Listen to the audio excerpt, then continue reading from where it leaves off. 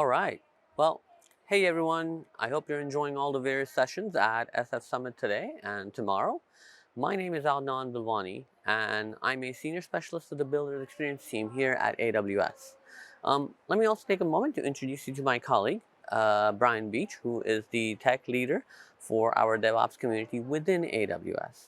And we're both really excited to be here today to speak with you around some tools and services that AWS provides for continuous testing and observability. And we'd love to introduce you to some of these tools and even speak about best practices on how to get started with these or similar tools. So let's take a quick look at our agenda today. We'd love to start by establishing some common ground for what we mean when we speak about software testing, speak about different types of software testing and where continuous testing comes into the picture and why it is important. Would love to introduce you to some of the tools that AWS has to offer to get you started. Brian will go into the details of best practices for how to implement these, and then we'd love to get a little hands-on, give you a demo, and walk you through how to get started with some of these tools as well. Last but not least, let's chat a little bit about observability when it comes to monitoring your applications and some of the best practices that you can actually provide there as well. All right, well, let's begin. So, we all understand and know what software testing is, but if I were to just categorize it to establish our discussion here today, I'd love to start with a typical SDLC or software development lifecycle workflow. Developers typically write and review code, right? There's some amount of testing that happens, whether developers are testing within their own local environments. There's function, a little bit of unit testing going on. But as long as they make sure that, things are working as designed, they go ahead and commit, they check their code in, and typically it flows through some sort of a quality assurance or QA process. That typical QA process is about testing the overall workflow of your application, right? Release cycles may have some regression testing involved as well before that product is released. But once a thumbs up is given by QA, a new version is released, and then as issues are found or there are new features required, there's basically a rinse and repeat of that process that happens to release new updates. Now, this workflow addresses your typical functional testing workflow, but you may be asking yourself, hey, that's great, but there's a lot more to testing, right, than that. And you would definitely be correct, right? If I were to define software testing into two fairly broad categories, there's the functional testing, which is all about making sure the application does what it's supposed to do, and includes your typical QA that we just spoke about, individual testing, unit testing, regression testing, to name a few. But then there's the non-functional testing as well. Or in other words, how well a system does what it does. This includes looking at aspects like performance, security, and reliability even, to name a few. So how does this help our discussion around continuous testing today? Well, over the years, while both functional and non-functional testing methods have matured, so have the ways of how you design and maintain your application and application infrastructure. And as organizations continue to move more and more to the cloud, mature the DevOps workflow, and adopt distributed architectures, this need for continuous testing to keep up with those accelerated release cycles and elevated customer experience really becomes crucial. So, what is this continuous testing we keep talking about? Well, continuous testing is the process or practice of automating that functional and non-functional testing to be able to provide immediate feedback to your developers to help reduce those bottlenecks and ensure that elevated customer experience that we're talking about. And again, with organizations maturing their DevOps culture, right, which means they're increasing their pace of releasing those updates and feature releases, continuous testing even becomes, more and more important. Add to that serverless, microservice architectures, leading to even simpler applications having, distributed infrastructures. Again, those automated testing of reliability, security, among others, really becomes vital. So let's look back at that DevOps pipeline we started looking at and introduce you to a few more tools that AWS has to help you automate some of this. And we'll touch upon a few of these with best practices to get you started. So we start with our automated pipeline, And it doesn't matter, right? I've put up AWS code pipeline, but it could be that, Jenkins, or anything similar, right? The first step is you could definitely utilize the automation within the pipeline itself, either it's via custom actions for code pipeline or steps via Jenkins to run automated tests. And you could definitely start there. There's also Amazon Code Guru Reviewer for your developers, right, that AWS offers. It's a machine learning powered code scanning service or tool that allows you to automate code scanning within your pipeline to provide you best recommendations for code quality and security as well.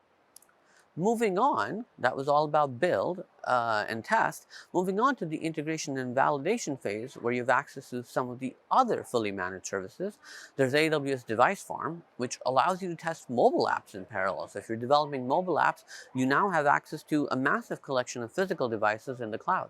There's AWS Fault Injection Services. It helps automate fault injection experiments on AWS. It's basically chaos engineering on your infrastructure in the cloud. And then there's CloudWatch Synthetics as well, right? This is all about allowing you to automate and monitor and test your endpoints and APIs. These are just some of the fully managed AWS services that AWS has to offer to help you accelerate your journey to enable continuous testing within the cloud. Now, I think let's take a deeper look on something that has been growing quite rapidly, and I'm sure you're interested in as well in the last few years, and speak about some of the best practices around chaos engineering itself. So, what's chaos engineering, right? Chaos engineering is the process of stressing an application, whether it's in testing or production environments, by creating disruptive events such as server outages, or it could be complicated with API throttling, observing how the system responds, and then implementing improvements that we then allow to iterate over time, right? And we do this to prove or disprove about how our system will handle these disruptive events. But here's the fun part. But rather than letting these disruptive events happen at 3 a.m. in the morning or on the weekend, right? We automate them and let them happen in a controlled environment and hopefully during work hours. And it's important to note, right, that chaos engineering is not just about improving the resilience of your application, but it's also about, looking into performance issues, uncovering other hidden problems, exposing monitoring holes as well, right? Observability, the alarm blind spots, and much more. So before applying chaos engineering to your workflow, it is very important to understand that chaos engineering is not really about just breaking things randomly without a purpose. Chaos engineering is about breaking things in a controlled environment through well-planned experiments. And in order to build confidence in your application and tools, you need to sort of do this within a controlled environment so you can figure out whether you can withstand those turbulent conditions or not. And to do that, you have to follow a well-defined scientific method, right? That will take you from understanding what the steady state is, or where the application is now, coming up with a hypothesis that you want to test under certain conditions, running experiments to test that hypothesis, looking at the results that come from those experiments, verifying what you actually find from those, whether it's a resilience requirement, holes in your alarms, or performance requirements, and then utilizing that information to basically improve and iterate on this as we go forward. Now, have you been thinking about, hey, I would love to do this in my own environment, but in my own teams or organization? Sometimes when you kind of start out on this, it may sound like a difficult task. It may sound like, hey, there's a lot of manual effort needed. There may also be a cultural shift in actually trying to do this. These are all good questions. And, it'll probably not be fully automated on day one, right? You may start small, and then continuous testing environments will come as you mature. But that's the catch, right? You should start small. Have that conversation first about build versus buy, because you may be thinking about, hey, do I actually go ahead and build some of these testing environments for myself, or do I actually utilize a fully managed solution out of the box, which may be sort of my easiest route forward? So, and again, no need to plan big, right? Onboard a team or two that's willing to test and work with you to put this in place. Start with a small blast radius as well, right? Work out the kinks. I have to be honest, game days are an awesome thing to have for this. Run game days within your organization to kind of get used to that conversation. And two very important cultural tips: reward the participation, right? You can even make it optional for business units or teams to sort of opt in. And again, make it cool to opt in. Make sure those game days kind of, show you how to potentially utilize it. And then the game days, use them to actually put in a culture in that actually allows you to be positive about the failure that you're probably going to run into when you run these experiments. It's okay to fail, right?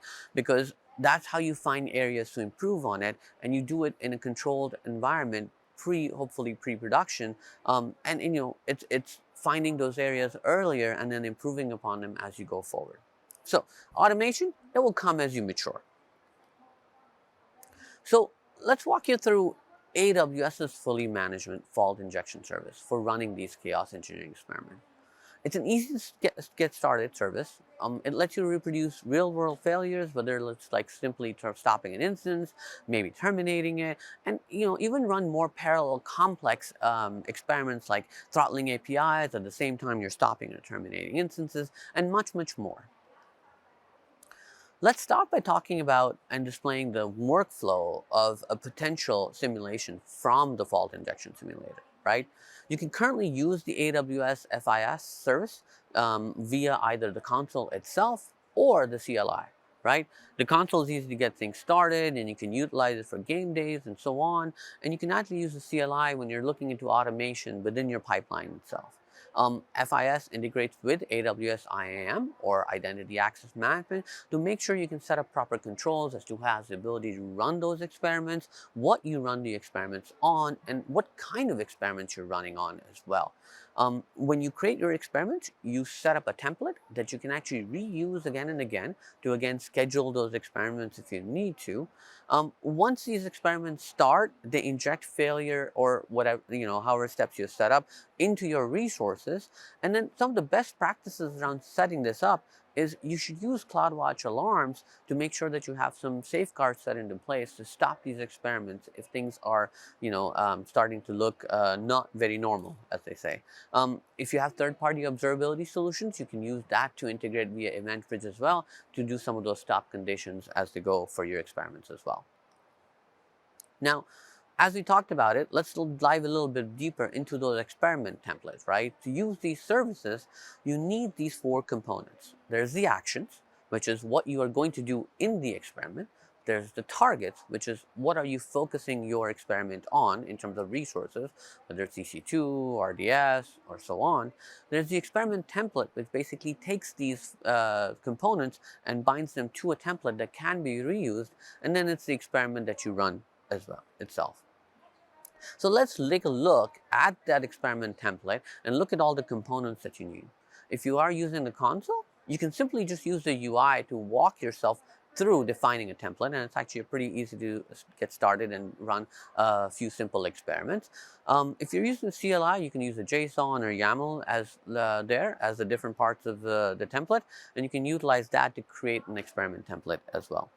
Well, let's look at the details of each of these components and how they sort of work together, right? On the left, we have this, relatively simple experiment. It defines a couple of actions in sequence. It could be stopping an instance or something similar. It targets a few different instances or a few specific instances that you could run the experiment on. On the right, you've got something a little bit more complicated, right? You're running a couple of actions in parallel. And then one of those actually has a sequential action as well. You're targeting a list of resources based on tags within the cloud environment. So, you can expand as you sort of go forward and define which experiments work well for you. As always, best practices I strongly suggest, especially in prod, but even in test, is to monitor and end things as needed with CloudWatch alarms or third-party observability tools via EventBridge as well. It's kind of the best way to sort of benefit the full power of the service, where you not only actually get to create the experiments, but then you're looking at how the alarms are reacting and how the observability is happening as well when you talk about running those experiments. Now, a couple more things before we let Brian get into the demo part of this conversation as well. But how do you run these experiments? What's the frequency? For best practice, I'd say start off with those one-off experiments, right? To understand and get an idea of how this works. Run game days. Again, I can't stress, I really think those are really awesome to run within your team to, again, create that culture, right? That makes this process okay and positive to use. Game days, super important. And then aim for automation, right? But start with that, those one-off builds. And I think it goes without saying, right? But still worth on pointing out, there are multiple ways to sort of automate this, right? As you embrace this. So again, you can start with recurring scheduled experiments. You can actually also automate this based on events that can trigger these experiments. And then last but definitely not least, right? You can have continuous delivery in your pipeline that runs these experiments based on how your sort of developers are checking in information or code as well. All right, enough conversation. Let me move this over to Brian so he can kind of go over this service a lot more in detail, walk you through how to set experiments up, and then definitely provide you details on how to automate and best practices as well. Brian? Great, thank you, Adnan. All right, so I want to take you into a real world demo here. What I'm going to do in this example is we're gonna create a test using FIS, and we are simply going to terminate an EC2 instance that's part of an auto-scaling group. Admittedly, this is a fairly trivial test, but it's a good way to just get familiar with the tool, look at all the options that are available, and walk through what it's capable of doing. So I'm going to start this example here looking at an auto-scaling group. So I'm in EC2 here, and if you scroll down, we're looking at the auto-scaling group that's been pre-configured, and you can see I've got a minimum capacity of 2 and a max capacity of 6 for this auto-scaling group. All right, and if we scroll down a little bit, you can see that I've configured this to be in multiple availability zones, so following best practices, and I'm behind a load balancer. So I would very much expect that if one of these EC2 instances were to fail, for example, if I terminated it, the auto-scaling group would pick that up, realize that it's unhealthy, and quickly replace it, bringing someone else in. And you can see here we've got 2 different instances that are part of the auto-scaling group right now. They're both running in different availability zones, and everybody's healthy. Okay, so we're going to start with our experiment. Our hypothesis is going to be that if we take one of these down, that the application will not be affected by that everything will continue running successfully and will be immediately replaced, and the application will be healthy. Okay, maybe a couple open connections at the time might fail and need to be retried, but generally this will work successfully.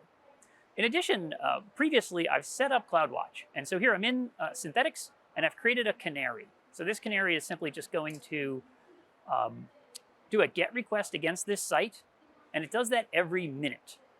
By the way, canaries can be much more complex than that. This is a very simple one, again, very trivial for a demo, but you can see here that over time, over the last roughly hour that this has been running, it's been doing a GET request every minute, and this has been healthy. We've been getting all the tests have been passing. There are no failures. So the application's been running healthy for a while. In addition, I've got the canary configured to just take screenshots of the application each time it runs. And you can see here, this is simply just the Nginx test page. So there's nothing complicated here. This is a really trivial, simple demo. Okay, so those are already running. And now we're going to move over into the FIS console and actually set up an experiment. So let's jump over to FIS. And I'm going to create a new template here for this experiment. So as I mentioned before, my hypothesis is that we can eliminate EC2 instances in the auto-scaling group, and they'll recover.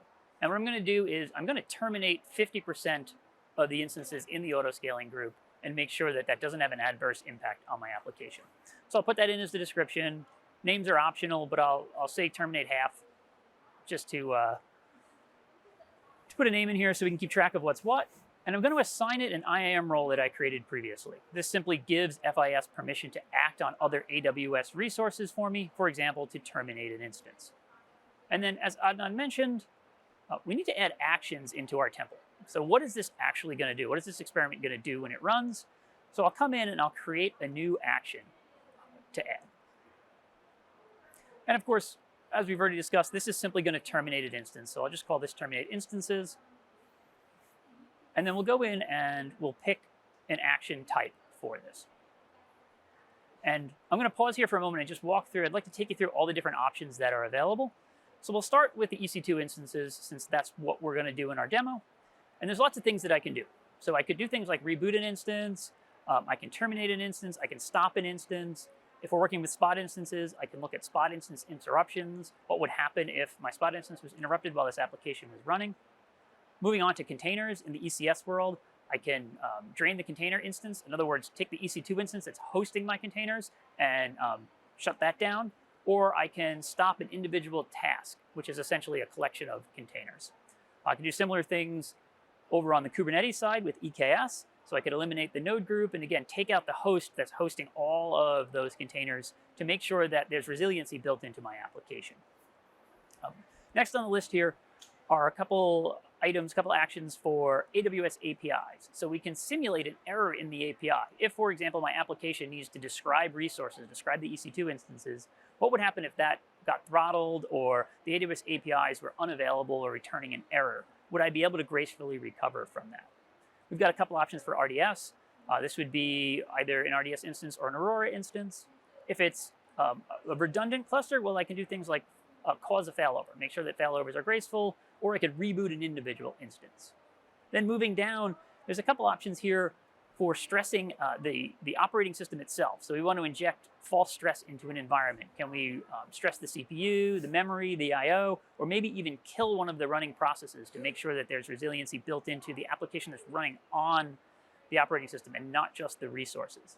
And then finally, down at the bottom, there's a few things I can do to networking. So I can, here we can simulate packet loss or latency or force a black hole so that traffic goes off into nowhere and make sure that the application can detect and recover from that. And then finally, while there's lots of options here, I'm sure we haven't thought of everything and there's a test you're going to want to run on your own, and you can do that using SSM documents. So Simple Systems Manager will allow you to create, in this example here, a send command will allow me to inject something into the operating system of an EC2 instance. This is how we're doing things like stressing CPUs or killing processes, and you can create your own documents to do this. Or the other option is an automation, which allows you to essentially run a quick workflow against the AWS APIs. So let's say maybe you're working with Neptune or DocumentDB, and we don't have something to force a failover there. You might write your own to do that.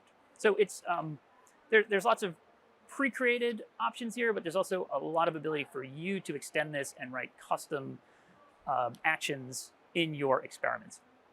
Coming back up to the top, of course, though, we just want to terminate an instance here. This is going to be a pretty simple demo. And so I'm going to pick terminate instances.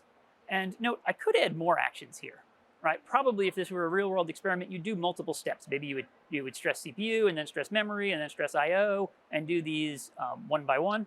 Or I could also set up some dependencies and say these should run in parallel and then this one should run after this one completes. In this example, I'm just going to have a single action, so I'll leave that blank and save it. And at this point, we've identified what we want to do, but I haven't identified what I want to do that to. What is the target of this action that I'm taking? So let's go in and edit this. I had picked an EC2 action, and so it's pre-configured itself to act on EC2 instances. And by default, it's going to ask me to pick a resource ID. That's valuable if maybe you're going to inject stress like CPU stress or reboot a particular instance. But in this case, we're going to terminate it, and it's going to go away, so that ID will become invalid. In that case, I'm going to use a tag here. And if you noticed earlier when I was looking at the EC2, the autoscaling group, there was a name associated with that.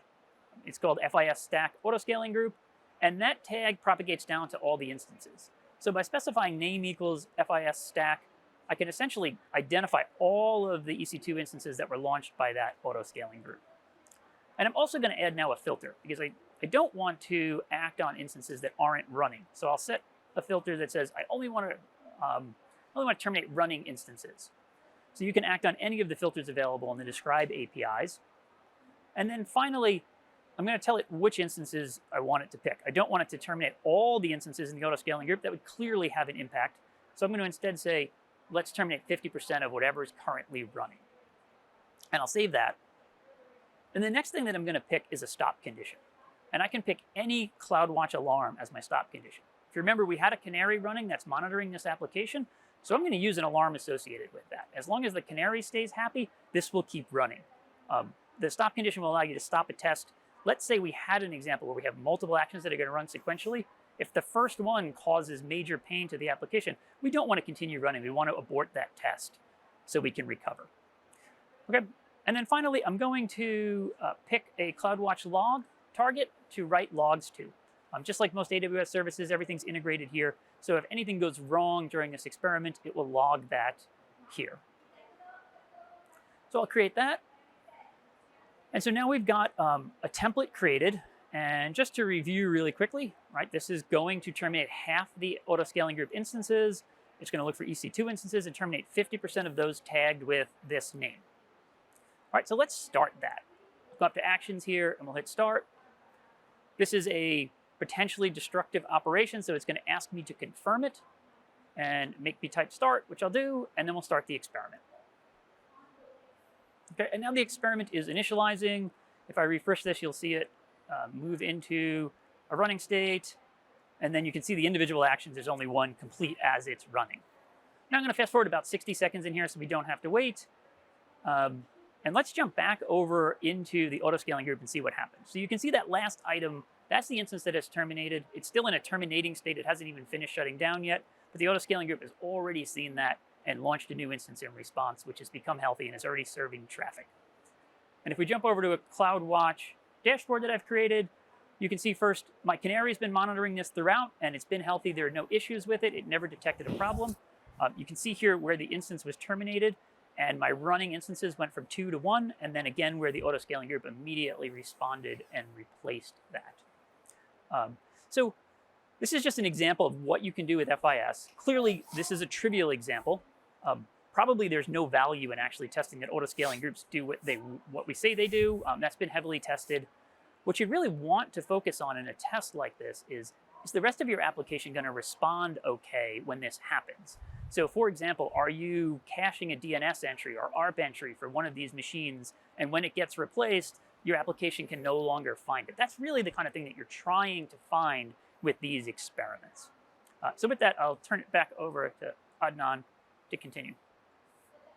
Awesome, that was great. Thanks, Brian. Well, really great demo. So just to kind of, reiterate some of the things Brian talked about and some of the, supported templates that we already have. Here's a list of, some of the baked-in templates that already are there.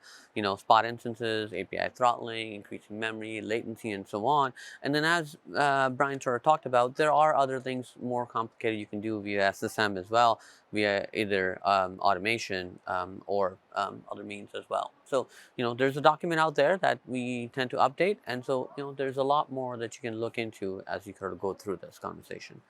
Great.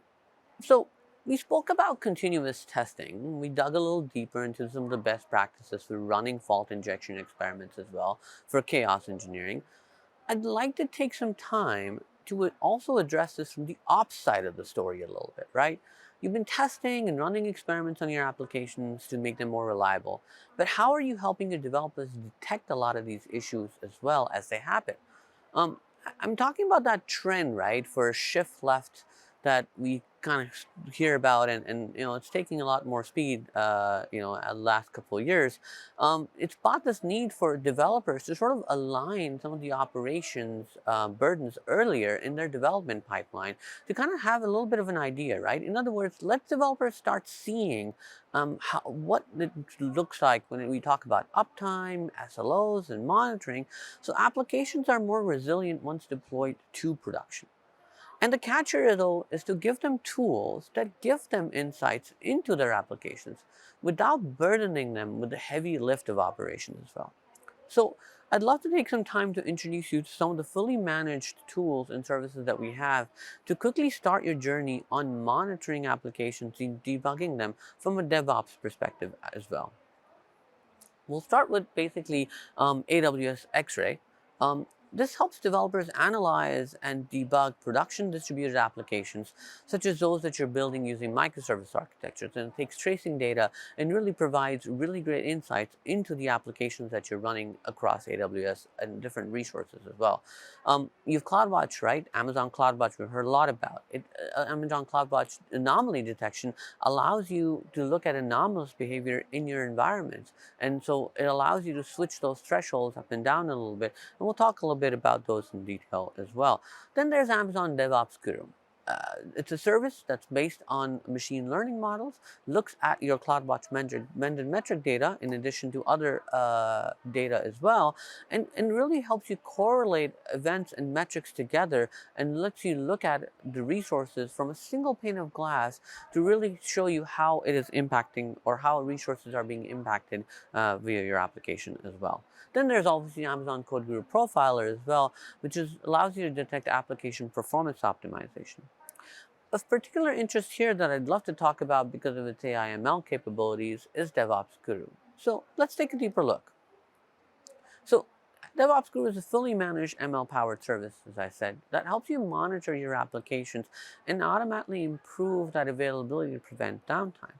And the way it does that is it continuously analyzes and consolidates streams of operational data from multiple sources, such as Amazon CloudWatch, AWS config, CloudFormation. It even takes X-ray data into account and provides you with a single console dashboard to search for and visualize anomalies in your operation data, and again, giving you that single pane of glass. Let's take a look at this scenario with a serverless web application where Amazon, the serverless web application is running across API Gateway, Lambda, DynamoDB. Let's say your users are experiencing 5xx errors, right? You may have no alarms set up already, and you have multiple alarms potentially going across different resources. How do you determine what the issue is? From an operations perspective, what's the next step? Are you going and looking at CloudWatch logs, logs for your API gateway? Where are you going to go next? Well, an insight from DevOps Guru can really help you provide a single pane of glass and correlate that information together. If you look at this screen that you have, you can see a timeline series where it actually lets you know that the issue really started with throttling of your DynamoDB, which ended up leading to your Lambda having errors or latency, and then resulting in 5xx's for your users as well. If you scroll down a little bit more, you actually look and it provides you contextual data from CloudTrail as well to provide you data on when and how and if there are any deployments or security or infrastructure changes that have actually led to this issue. In this case, for example, it kind of shows you that there are some deployments that happened right before this anomaly occurred, so you can kind of correlate to where this may have happened. And then moving further, it also provides you recommendations to your operators to again provide them that guidance potentially, or at least possible remediation and next steps as well. You can leverage this AI ops service not only for resources, but you can do deep dives within RDS with RDS performance insights data for RDS Aurora databases as well, and really dig deeper into the diagnostics of it all. Let's take a look at this particular insight and what it's telling us. If you take a look at it, it gives you a brief summary that it looks like, hey, my DB load is higher. It's like 7 times higher above normal. If you look at the little graph that's been provided there, you see a lot of green there, and it kind of tells you, hey, it's related to my CPU, and it looks like my CPU has is much higher than it really needs to be. It looks like about 6 times higher from what it looks like. If you scroll down further into this, it again provides you some additional metrics, right? It tells you basically, look, there are some additional metrics I found in terms of running tasks and utilization that really gives me information on it is something related with my CPU. And here's the fun part. When you scroll down further, there is an analysis and recommendation that's actually provided by DevOps Guru for RDS, and it points out to the fact that it looks like there are some high load wait events going on that are related to not only my CPU, but it also talks about your IO table SQL handler as well. And then below that, it actually provides you actual SQL statements, again, data that it has injected and gone through machine learning models through from the input source of performance insights, and providing you those next steps in terms of, hey, these are the SQL statements that you can actually look at to further figure out where the details are coming from. It also has another issue that it's looking at, which is like, hey, their CPU capacity is exceeded, and again, providing you SQL statements to really dive deep into the details of where to look for and what your next steps should be in terms of remediation as well. But enough conversation. Let me have Brian walk you through this service as well and provide you some details. Great, thank you. All right, I just want to walk you through a simple example of DevOps Guru in the real world. So here, returning to the AWS console, you can see that I'm in the Amazon DevOps Guru tool, and I've got this currently configured for my entire organization, which is made up of 3 accounts. Okay. You can also see that there are no ongoing insights at the moment. There are no problems that are being detected. And it's currently monitoring only 4 resources. This is just a sample account. And what's in this is a simple serverless stack. I've got an API gateway, a Lambda function for reading, a Lambda function for writing, and a DynamoDB database behind it. You can see that it's monitoring 3 accounts. They're called Project 1, Project 2, and then the parent account is just my name, Brian. And you can see that those are all healthy. So there's no issues being reported at the moment. And if we come over to the Insights tab, you can see there's nothing on the list. So for the last 1 week, there have been no issues reported. Everything seems to have been healthy. So let's see if we can change that. I'm going to start Cloud Shell. So if you're not familiar with Cloud Shell, this is just a bash shell running in the browser under your current credentials. And I'm simply going to curl the API gateway endpoint. It's just going to do a simple get against the API gateway endpoint, and I'm going to pipe that to JQ just to pretty print it. So you can see this is a very simple service. It just returns these 2 records that it read from DynamoDB. There's a Lambda function that's doing that behind the scenes. And everything's working well right now. No problems. I'm getting the response that I expect. Everything appears to be okay. So next, I'm just going to take Apache Bench, and I'm going to ask it to run 100,000 requests simulating 10 users, just beating on the service for a little while. So I'll kick that off. And I let this run for about 5 minutes, and then I started to see issues surfacing in DevOps Guru, and so I stopped it. And I just did a Control-C to stop it, as you can see. And it finished after running about 10,000 requests. So you can see, ran about 10,000 requests before we started to run into problems. And then just below that, you can't quite read it because it's clipping a little on the side of the screen, but about 13% of those are failing. So we're definitely seeing a significant issue with this application. And if we look down at the bottom, you can see that even the requests that are succeeding, there's a ton of latency. About 25% of my requests are running more than a second, which is much, much longer than I would expect from this simple application. So something's clearly gone wrong. Probably my users would be complaining at this point. Let's go back over to DevOps Guru and see what it saw. So you can see now this has changed. It's now seeing that there is an insight, something has gone wrong, and it's telling me what account it's in. So something in this account is unhealthy. If we go over to the Insights tab, we can see exactly what's going on. And we see here, we're getting 500 errors from the API gateway. We're getting 500 responses from HTTP. So let's jump in and see what actually is happening. You can see at the top, high-level summary, there's an ongoing high-severity issue that it wants to draw my attention to. And here we can see at the top of this timeline are the 500 errors being returned from API gateway. That's not terribly insightful because we were seeing that directly in the console. We know that that's happening. But DevOps Guru realizes that this application stack is made up of more than just the API gateway, and that these Lambda functions are related, and so is a DynamoDB table. So we're seeing errors from Lambda, we're seeing high latency from Lambda, and we're also seeing high latency from DynamoDB. And it brought this, kind of aggregated all this and gave me just a summary item on the first page. Also, if we look at the timeline, we can see that the DynamoDB issues started before the 500 errors surfaced. So this is a cascading series of failures that started down at the database layer and is propagated up to my API where my end users are experiencing it. And DevOps Guru makes that really obvious in this chart. So if I were going to diagnose this without DevOps Guru, I'd probably jump into CloudWatch at this point, start looking for alarms, going through my metrics, looking at graphs. Well, actually, DevOps Guru did that for me. And it surfaced all of the important graphs and showed me, okay, here's the problem area. These are the things that you probably want to look at, and this is the important area. In addition, it understands this application stack is all related, and it can go and look at the changes that have happened over time. So we deployed this yesterday, everything was fine. And then this insight started shortly after a new deployment. So someone did a deployment just recently. It realizes that this was a CloudFormation stack, and then the CloudFormation deploy that happened shortly before this insight started. So it draws my attention to that right away. I could go in and look at the change set and understand exactly what happened here. But before we do that, I'll scroll down a little bit. And if we look at the recommendations, you can see that DevOps Guru is also making a series of recommendations for how to address and triage this. So each of these, if I click on them, would take me into the relevant documentation that would help me understand and triage the issue. Okay.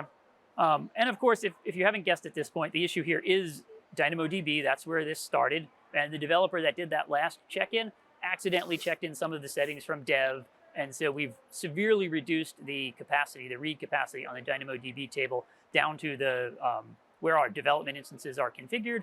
And we put that into production and it just couldn't handle the load, which is what ultimately caused this issue. But DevOps Guru has pointed me to all the right things to figure that out. Okay, so we're coming to the end here.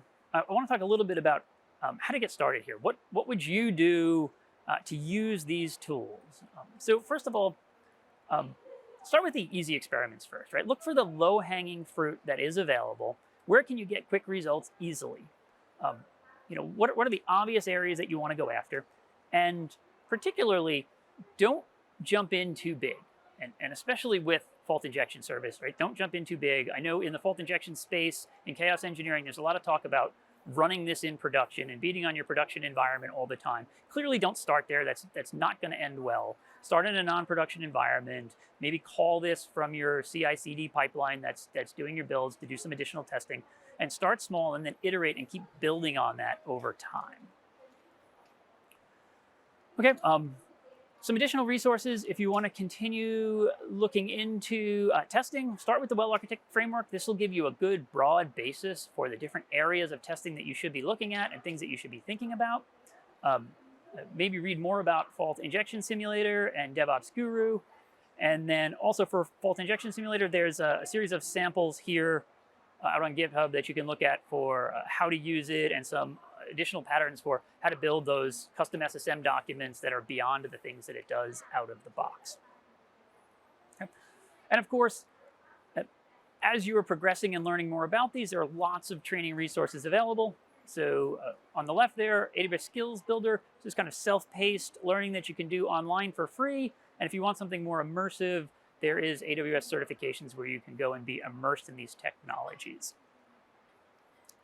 So we're going to open up for QA. I don't want to disturb my immediate neighbors, though. So we're going to stop here, and we'll just walk to the back of this row. If anybody wants to come back and talk to us and has questions, just meet us in the back so that we're not interrupting the people around us. Thank you. Thank you very much.